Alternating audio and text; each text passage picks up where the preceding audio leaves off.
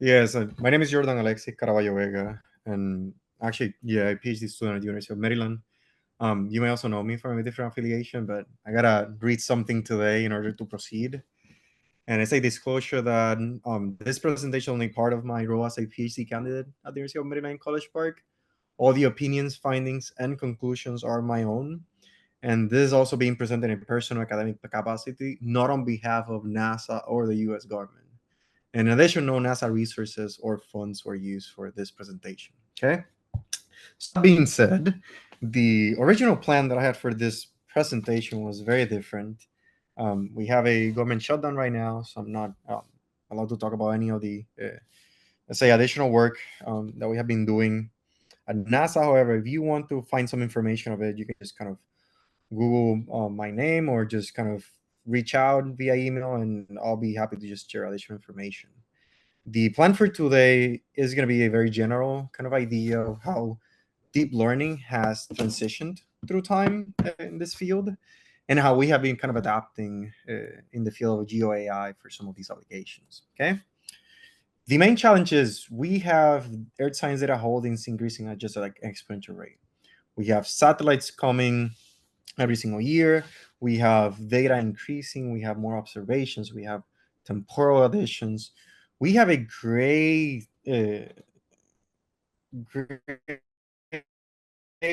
setup for success in terms of science and science. And we're still improving, we're still getting better. But this also brings additional challenges. The way we used to process data before and in the past is no longer the best idea. It's no longer the best way of doing things because we need to scale. In order to best leverage all this data, we need to scale some of what we're doing. Now, to make this challenge even worse, what we have right now is not even the amount of data that we're going to be having in a couple of years. This is expected to continue increasing. No matter what missions goes out or etc., we still have a lot of satellites that are just burning down data, bringing down data in. So we need to be able to combine software and hardware to promote all of these analyses that we need to better understand our Earth, space, and every single one of these science tasks that we have. So deep learning was kind of one of those main things that everyone was talking about. Yeah, let's use AI, let's use deep learning. But the question is why? And the idea here is that for a long time, we have been doing machine learning, years and years. But the idea is that some of these features that we're learning, some of these tasks that we're working on right now, they have non-linear uh, problems. These are not problems that we can just find with some linear relationships. And the idea here is that now that we have enough compute, now that we have enough hard resources with the inclusion of GPUs, of TPUs, we can leverage more complex software, more complex models to understand some of these tasks. Now, the traditional way of addressing this is we have input data, we have hyperspectral, multispectral, LiDAR, you name it, and then we have a task. This task could be mapping or segmenting agriculture, it could be object detection, it could be change detection. All of these are tasks that would then address our science question. Now, the process we're going to go as this. We have our input, we have a science expert that would need to then preference and create labels for the input. And then we have this feature learning classifier, etc. That could be a neural network, could be a CNN, etc. for a task. Well, this process is expensive. Having a science domain expert creating labels every single time we have a science problem is never going to allow us to scale some of these challenges. It's never going to allow us to scale and answer more of the science questions. So the field continued to evolve. Several years of kind of improvements lend us then to what is called the semi-supervised labeling approach, where we would then have a science expert doing labels as well, but then we will leverage some additional information that would allow us to decrease the amount of labels we needed. Now, this process was too expensive because we still need a lot of training data for most of these deep learning models, and it was just kind of a challenge to scale. So with that, kind of the field of GeoAI was just born, and the idea was like, well, we had all these early machine learning development using random forest, using XGBoost, etc. We now are kind of jumping into this deep learning revolution where we can use convolutions, we can use nonlinear relationships from our data and just see patterns that we couldn't see before. In addition to that, we then started having satellites that would give us additional passes for temporal embeddings. So we would have temporal addition of some of these inputs. We would not only see a single time step, we'll see multiple time steps for the same location.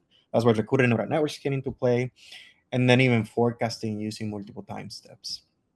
We went from what was basically manual feature engineering of just kind of creating all these columns and all these features for, let's say, feeding into a random forest, to representation learning, where our models will learn features automatically from the data we were actually representing. And the field is, I will say, fairly early. We have been doing this deep learning for quite many years, but there have been a new paradigm shift, and we have been kind of moving away from what was traditionally done. Everything started with what was called supervised pre-trained models. And the idea was, well, we have all this data, we have all this data that's coming from the satellites. How can we best leverage all this data to teach our models to represent the world? And for a long time, we were seeing scientists that were just training models from scratch, which was, I have this deep learning model that I want to train. All of these neurons need specific weights to learn from, and we're just going to randomly distribute them, randomly initialize them with a uniform distribution. Well, that removes all the purposes of having all this data around. And what then came into play is like, okay, what if we pre-train these models? What if we have this model, we have all this label data that we can just use, and just at least teach the model how to represent some of this imagery? That would allow us not only to like start from something that is not scratch, but then to kind of move away from this randomly distributed initialization. Well, this process has its own limitations. Why? We still rely on labels. Using supervised pre-training, we still need a label to compare to that image to teach the model how to represent it. We have human error prone limitations here because not all the labels can be perfect. We have limited modalities. For a long time, we only had pre-trained models that were RGB, and then you would need to adapt them to your use cases. And last but not least, they were very task specific. They're very related to the specific task that we're using. That's where ImageNet was being used for a long time, SpaceNet, etc. So based on this is kind of where we kind of have been transitioning and moving on. Instead of then leveraging what is this kind of whole supervised learning process, what if we move away from it and then kind of start doing what is called supervision? And that's where kind of the concept of foundation models came into play. People think that it was kind of a very recent topic, but foundation models have been here since early 2020s. And it's because the concept of it was introduced by Stanford in 2021. And the idea here is, well, we can use pre-training as a word to describe this, because pre-training is like inducing that everything that is happening is just after pre-training. Well, no, we're learning since the get-go. We're learning since the first time that we update the weights of these models. So we needed a different word to describe this. And this is where the foundation model words comes into play. We're building the foundation by learning how to represent the data, to learn how to represent the world, and then adapting it to new tasks and new science questions. And the idea here is that we train these models on a vast amount of data. Generally, we use self-supervision, which is allowing the model to self-represent what it's seeing, to find features from the data that it's seeing, and then we adapt these models to what we call downstream tasks, or those tasks that we're leveraging the model for. Now, these foundation models have been very used in the large language model area. But what do they mean for science, which is very different from just having a single, let's say, LLM that is outputting out just text? The idea for science is that we need to have additional requirements for just the quality assurance of it. We're doing agriculture things, we're doing food security things, we're doing any tasks that are related to things that involve humans. We need to have additional quality assurance. So the approach of our team for a long time has been, okay, well, how do we evaluate these models? First, we need them to be adaptable. They need to support multiple sensors. They need to support multiple tasks. Second of all, they need to be accessible. Can I use them with community-based hardware? Can I use them from a laptop? Can I use them from a single GPU? Can I use them from maybe resources like Google Colab, etc.? Can I trust them? How do I trust the foundation models? How do I trust what they're representing from our data? And last but not least, how do we validate these foundation models? We have all these models coming out, very famous models that are like being leveraged by people, but how do we actually validate that they're going to produce better science, or that they're going to take us to that solution faster? And the idea is that we want to understand what are the strengths and weaknesses from some of these models. So this whole kind of shift goes into play, and we go from what is called the end models, just have a single model per task, a single, let's say, effort for getting labels for that specific task, and then getting different models from it, training from scratch. To now what we have as we have a base foundation model that has already been pre-trained, and then we need way less labels to get there because the learning to represent the data already happened. We already know how to represent the data by leveraging these foundation models. The step after that is then how do we adapt these models with small amount of data that is only going to basically kind of correlate what we have as our input and then what we have as the task or the effort. Okay, so what are the expected benefits then for GeoAI of some of these models? Well, the idea is that we can do transfer learning. And for those of you who don't know, transfer learning is we basically have a model that has already been trained, and with basically zero labels or just a few labels, we can get agricultural insights from our data. And when we try to use some of this model, we're basically just trying to democratize what AI could do some of these regions to some of the additional crops. How can I move from, let's say, a model that was only trained to support a specific crop to then support many of these types of crops? To a specific region in the world to then support many of the regions in the world? To a specific spatial resolution to then support multiple or different spatial resolutions that we can leverage for this task? So we have many benefits that we're kind of expecting from this, but we're still kind of in the process of, are we actually getting those benefits? Is this actually useful in an operational fashion? And can we actually get better science out of these pre-trained models?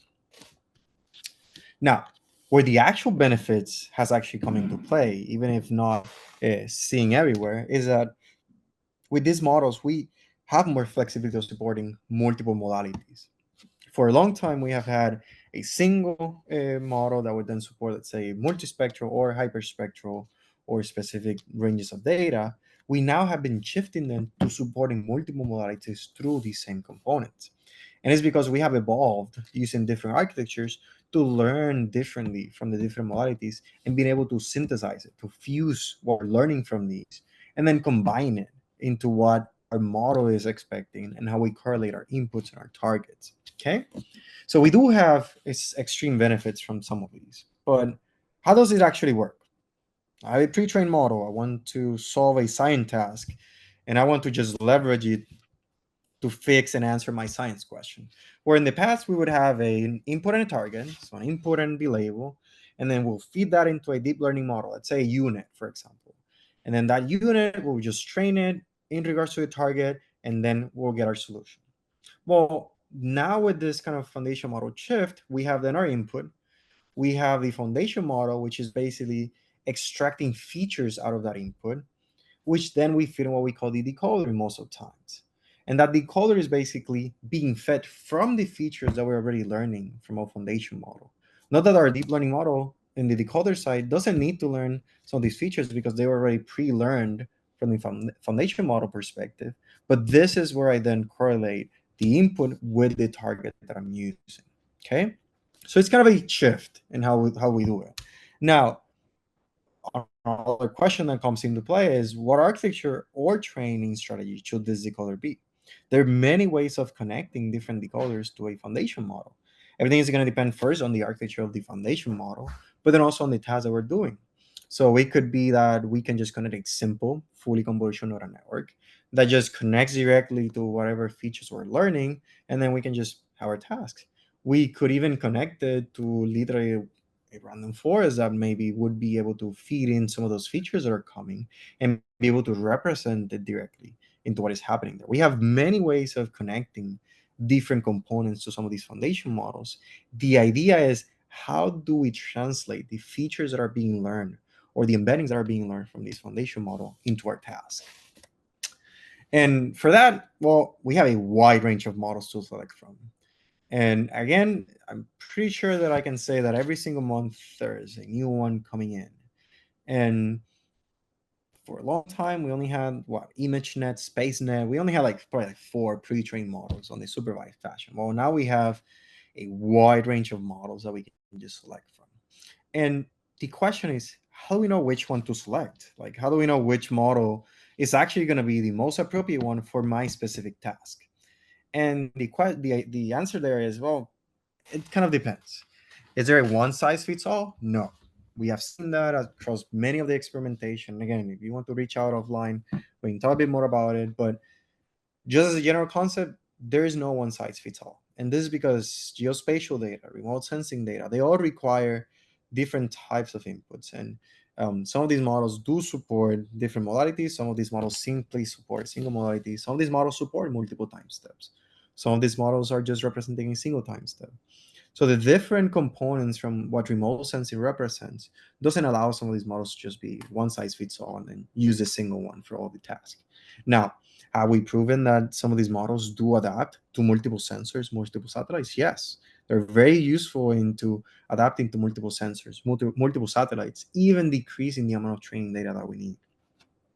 Now, I added this GitHub link in here. This is basically a updated probably like every month or every 2 months with new foundation models that have been seen for remote sensing. There's a huge list there. What are that criteria that we're looking for to select these models? And that's kind of where what I want to emphasize. As you dive into this field, you're going to see that the field is just updating on extremely fast fashion. But what are those things that you need to keep in mind when selecting some of these models? Is my data, let's say, half meter resolution data? Is my data 30-meter resolution data? Was this model pre-trained on half-meter resolution data? Was this model pre-trained on the same resolution that I have? Well, most of these models are actually better suited to data that is in their time distribution. We have actually seen that across a wide range of downstream tasks. So selecting the model that kind of feeds the same or at least similar distribution of your data, it's always a plus. It's always good. Does it need to be like that? No. We have also proven that by just fine-tuning the entirety of the weights, so specific longer side of the weights, we can get similar or either the same answer than if we were just training with a model from the same modality. In addition to that, temporal coverage. Do I need to know multiple crop cycles? Do I need to know phenology across multiple times? Some of these models support a single time step. Some of these models allow you to add multiple time steps to represent the same location multiple times. So it's also kind of another criteria that you need to use in order to select which foundation model would be the best. Geographic generalization. Does your data or task need to know specific locations of where it is in order to make a decision? The architecture and the objective. How big can this model be? Am I going to have a GPU accessible to run some of these models? Am I only going to have small resources to run some of these models? Some of these models are huge. Some of these models don't fit in a single GPU. Do you have enough resources to run some of this? Then we have fine tuning and adaptability. Well, once I have my foundation model, what methods am I allowed to use to then do the fine tuning? How much data do I have accessible to then fit into the downstream tasks that I'm going to be working on? Then we have interpretability and trust. Can you look at these LNC maps? Can you look at the embeddings from these maps? Can you just put a single image into this foundation model and see if it's representing your data in a fashion that makes sense? Can this model be kind of explainable? Can we actually look at the activation maps of some of these models? These are definitely questions that you need to kind of ask yourself once you're trying this. Now, there are tools that enable some of these comparisons right away. There's actually software that allows you to simply go, put it in, put the effort, and then represent some of these models. Now, when looking at how to select some of these models, what we have right now is basically kind of two ways of using them. The second one is basically self-computing, which is I have data that I want to use in my task. I'm going to feed that data into the foundation model, and that foundation model is going to then export all of these features that are representing my data. And this is just an example of the clay foundation model representing this image on the left. Basically, an RGB image that is then being represented. And you can see that there are hundreds of representations from this data, which are then the transformers, or in this case, that's the architecture that the clay foundation model has, is basically extracting features out of the data, different features for different parts of the model architecture. And all those features are the ones that we feed into what we call the decoder part.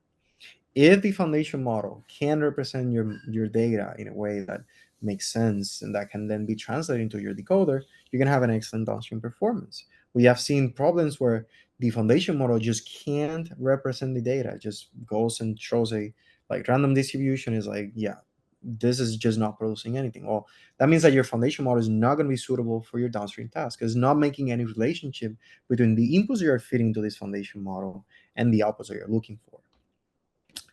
The second kind of area here that we're using them for is then pre-computed. We have someone that developed a foundation model. They already generated specific embeddings, specific features for specific data, and then they just share them to people. There's the case of Alpha Earth, which was released a couple of months ago by the Google team. And the idea is that they use 10-meter resolution data. They mix it up with a lot of modalities, and then they created features out of this data for specific times in specific years. And basically, what they're doing is they serve it through Google Earth Engine. You download the data for the specific location that you want your task, and then you use that to correlate with whatever targets you have. So we have, again, a pre-computed where you are just receiving the features or embeddings that someone else computed for you for specific data, or you have the self-computed, whereas you feed your input data into this model, and then you're extracting some of these features. An example of how this looks like, particularly using Alpha Earth, is that as you feed in some of this data, you can get multiple features based on the time of the year, based on the phenology that was happening, based on the specific multimodality data sets that you included, etc. This is learning how to represent a specific location on the Earth, which then you can translate with your labels for the decoder part or the model that you're using to understand that relationship. You're not learning how to represent this data. You're not learning how to represent all these multimodalities because the foundation model took care of that before going into place. Okay. Now, current tools for Python. Most of the foundation models right now are being distributed via Hugging Face, making them widely accessible. PyTorch for now is basically the primary deep learning framework that is used for most of these foundation models. GPU acceleration is typically required to train some of these models efficiently, but then the largest workload to use some of these models actually relies on data pre-processing. How do we adapt our data to fit into whatever data was fed into this model? Most of the time, this means using mean and standard deviations from the libraries of these models that were trained. In some cases, it means selecting specific bands for the task to match the bands that this pre-trained model was trained with, etc. So there's some challenges here that we still need we need to leverage or fix in terms of usability, but they're still there. And using a model is literally as simple as just calling what the models are, specifying the specific model that you want to leverage, and then going in and initializing it. So it's very simple with some of the tools that we have accessible right now. Okay, so finally, I just want to kind of introduce some of the caveats of some of these models.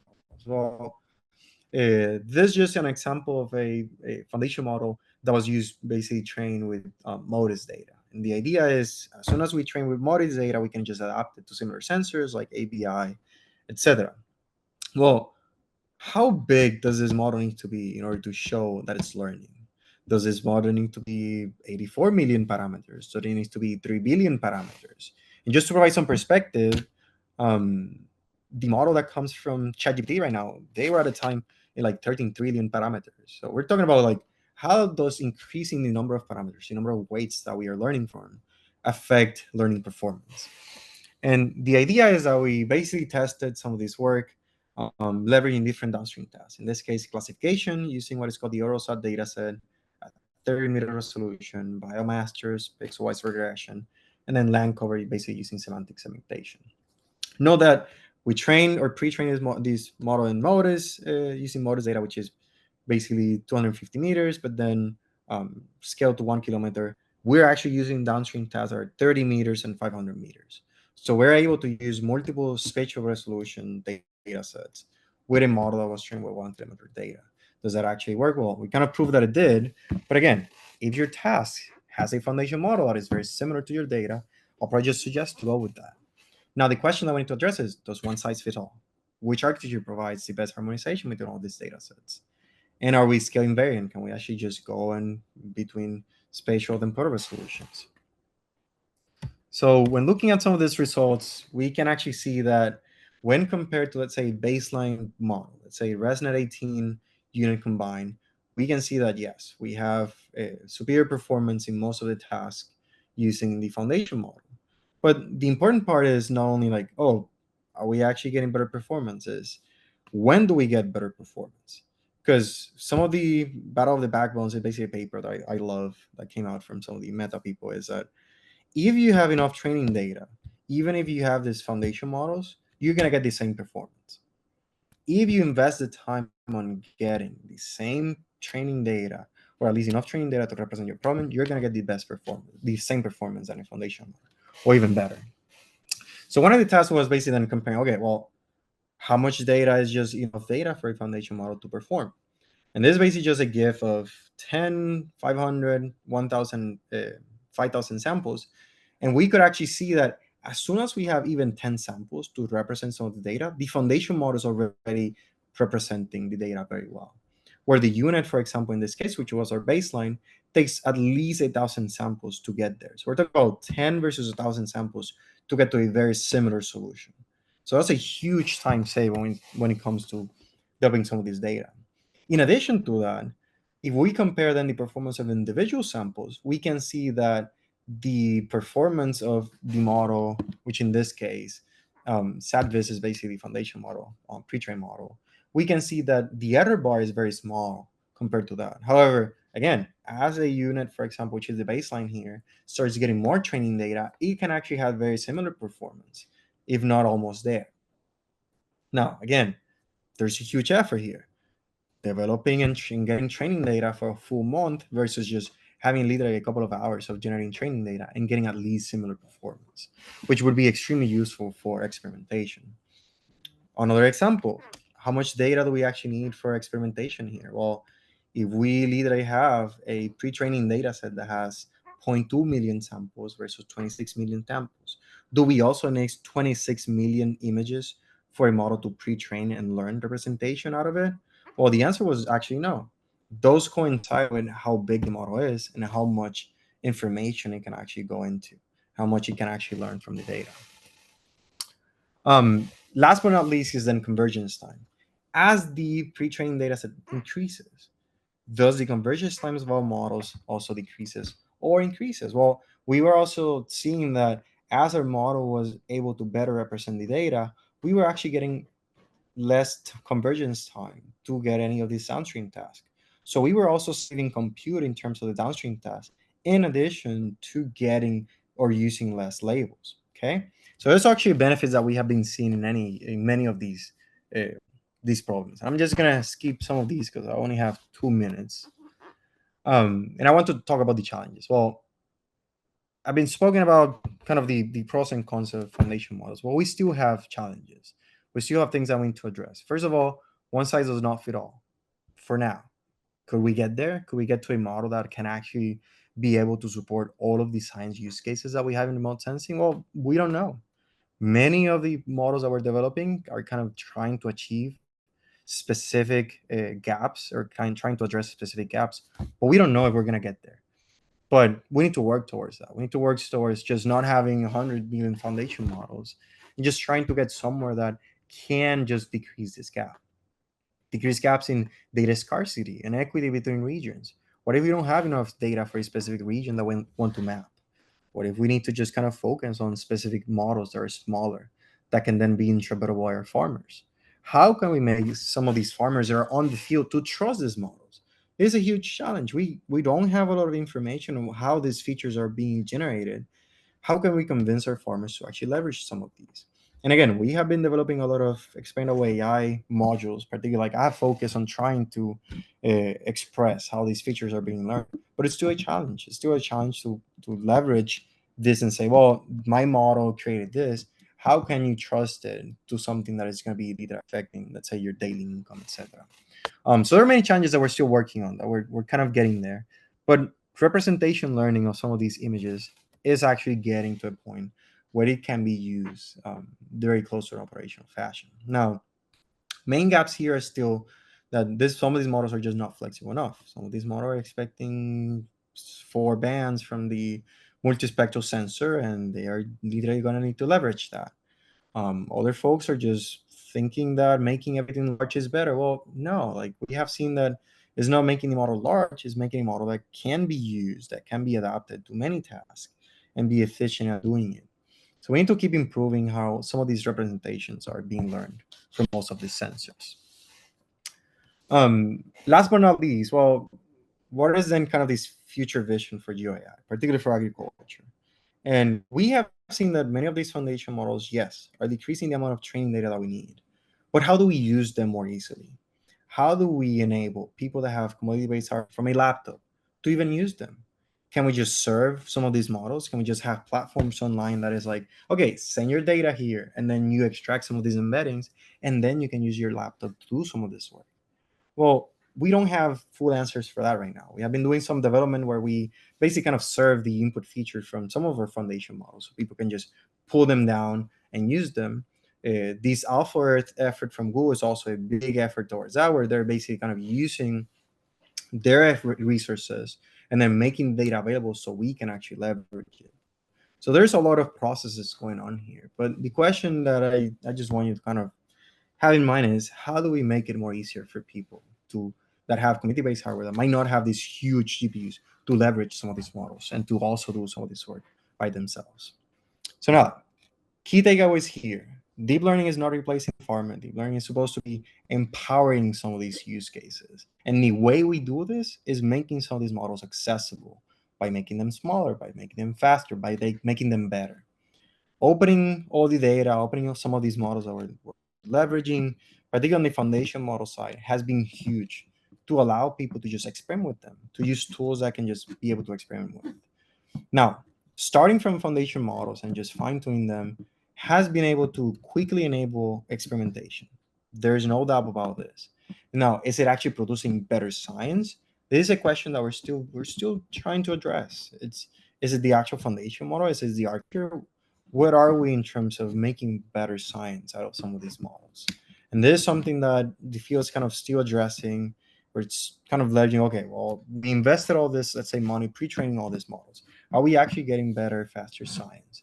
Or is there a kind of a value in terms of using these models just for the sake of decreasing the amount of labels that we need in order to experiment quickly and then get an operational model that might leverage similar features? Okay.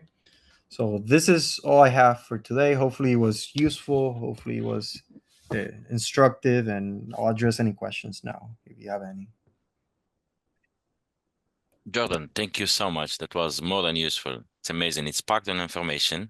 Um, I will say people like me who are like trying to learn more and more that the recording will be available and we can go back to the presentation and I will share also the contacts of Jordan that you can ask a direct question or like you know ad address him directly. Now, Jordan, you have like the chat basically to check if do you have any if people have some question. I think I have seen two or three. Ah, and Molly have the privilege to be panelist, so she will I get to go first. I'm so excited. So, Jordan, one of the big concerns that many people have in using satellite data together in the agriculture space is obviously farmers want to own their data, right? So it's not like there's a glorious farmer, when did I plant and how much did I harvest data set anywhere in the world. And that includes the US and France. And nobody has any data about farmers because they are busy doing their own job. They don't want to be providing data. And second, they don't want to share. So this is one big use of Geo AI could help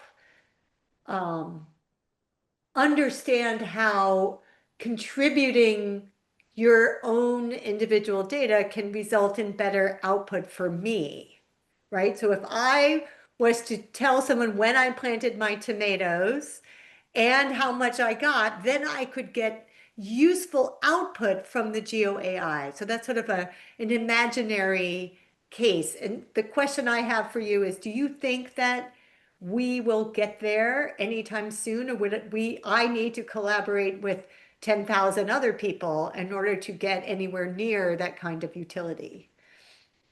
You see my question? It's I'm gonna answer that in twofold questions, twofold answers. So first one is, have we seen some of these farmers actually taking ownership of some of these models and using them? The answer is yes. It's funny because I have had actually conversations.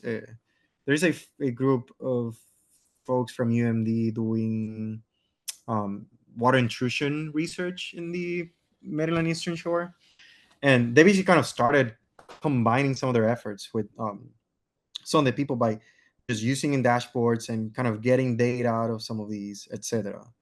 And by leveraging some of these models, I just us providing them features. Let's say that all we require them is, okay, well, I'll put a picture of your field at 12 a.m. or 12 p.m. during the day. And we're going to create features that then we kind of give you a description of that. We don't own the data, we don't keep the data, but the farmer can get instructed information for their own, again, for themselves. And that's kind of that first step of getting there. Well, if the farmer wants to keep their data, we need to make sure that these tools enable them to extract whatever information they want based on the simplest way or form for them to extract their data. Now, the second step is we have farmers that might be, let's say, more complex. They might have additional methods that address some of these challenges. They save their data in CSV files, which would be extremely useful for us. Well, some of these might actually be able to just leverage and kind of collaborate with us. But again, making services that people can just go in, upload their CSV, for example, of their data, and then be able to put out some information, that's where the key power is going to be, because we're not going to be able to help every single farmer. There's just no way. But if we make sure that this data is accessible and that this GeoAI processes output useful data for them, that's where the power comes into play. And I think we're getting there. We're making things a lot easier. Like, if you asked me 4 years ago, I'd say this is crazy. Because always the problem in ag is that up until now, we've needed to have 100,000 data points where all the farmers get together and we get all the data together, and then we provide value. And we can never get there. But by having these pre-trained models, we can provide value to each farmer without having to do that 100,000 data points first. That's the secret, right? That's what you're saying. Ooh, Yep. Okay, super. That's really interesting.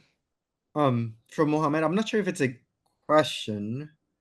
Oh yeah, there's, what do you think about this? So Mohammed, we we have tested a wide range of foundation models. Like, we have been very thorough in terms of like just testing them with custom benchmarks or leader benchmarks from out there, and we have seen similar patterns. Or we don't know if the performance is going to be better. Now, the pattern that we have seen with every single foundation models is just with little data, you can actually see some patterns that you wouldn't be able to see with, let's say, that small amount of data with like general benchmark models. That being said, I have seen that in tasks where we have literally enough training data, this baseline model, so that you take a unit by itself, you train it with all these data that you have been training with, you're actually surpassing the performance of these foundation models. And this either goes to the scaling laws of, if you have enough training data to solve a problem, why would you go and use something else? You don't have to. Just use the data that is from your domain, use the data that is from your problem, and solve the solution and solve the problem that way. This specific set of models is more useful when you actually combine it with data that is, you don't have enough. You just don't have enough. You can leverage pre-trained data. But if you have enough pre-trained data if you have enough label data for your problem, I don't see any reason why you would just go and add additional noise to the training of your model. Let's see. Hey, Eldai, let's see a question. Would you say with the development of GeoAI, remote sensing research as raw is perhaps shifting more downstream, and the real value now is in the insight and the question asked? I'll probably say yes. And probably for the past 6-7 years, we had like a lot of us computer scientists, and yeah, I'm becoming a geographer now. Sure, you can say that. But coming from the computer science field, we have been shifting more towards generating all these tools that then enable the scientists to not have to focus that much on the actual like learning the computer science side of the models, or the nitty and gritty of the neural networks, but then to focus on creating quality training data, quality labels, to focus on creating those science questions that can be less can leverage some of these models for the best. So I think we're shifting towards that, into focusing more on the science questions, and kind of, I'm not going to say ignoring it, because I'm a full proposer of, you need to know what models you're using. You can't just use a model and not know what it's doing. But is way more accessible now than it was in the past. Let's see, Michael. Um,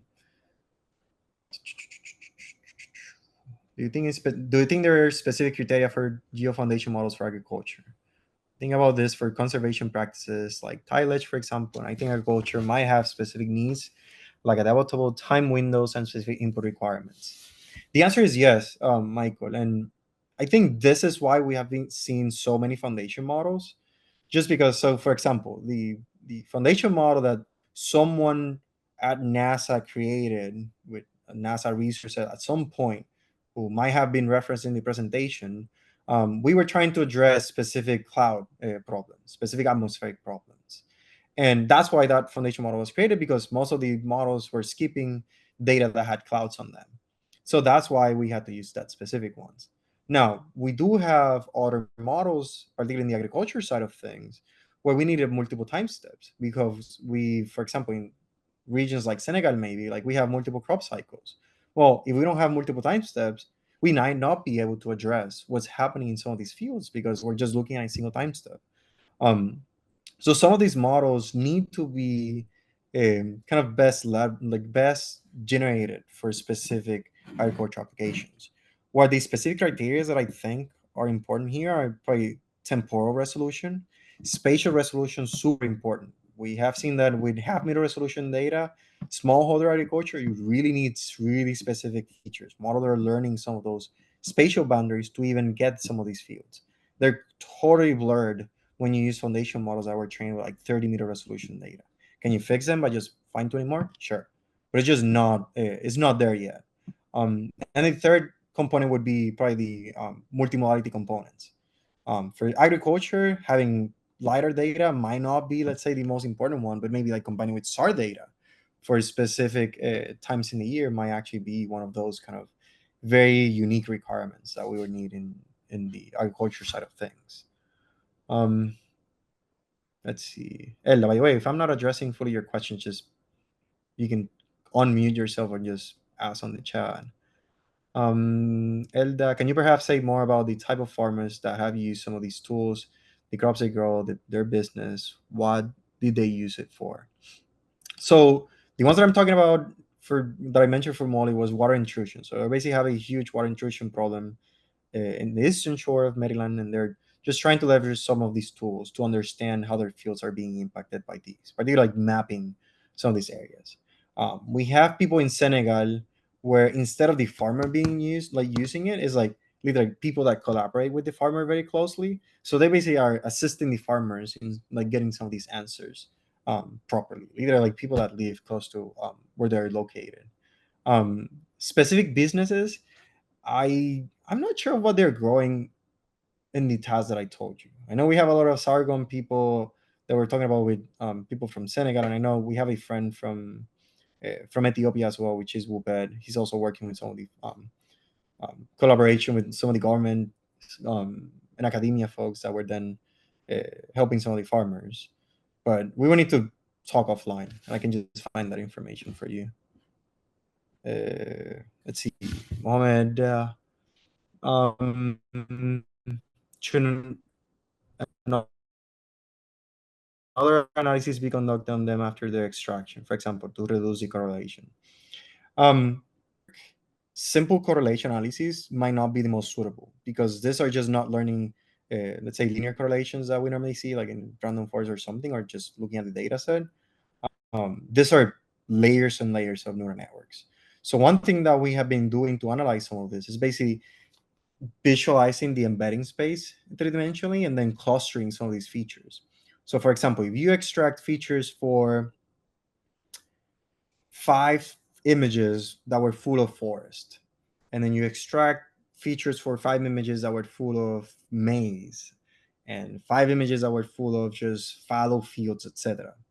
The idea is that the ways features are being learned, you should be able to cluster these images in literally like 3-dimensional or 2-dimensional space to where the images that are similar should be clustered together. And we have seen that. Like we have extracted features from these foundation models. We cluster them like the features that we're extracting, and then we can actually see similar images being correlated or being grouped in specific clusters of what they're similar with. So this is either like one of the first analyses that I normally do, like when I'm trying to see if the features being learned make sense or are like similar. We just kind of group some of these like final features in 2-dimensional space or 3-dimensional space, doesn't matter.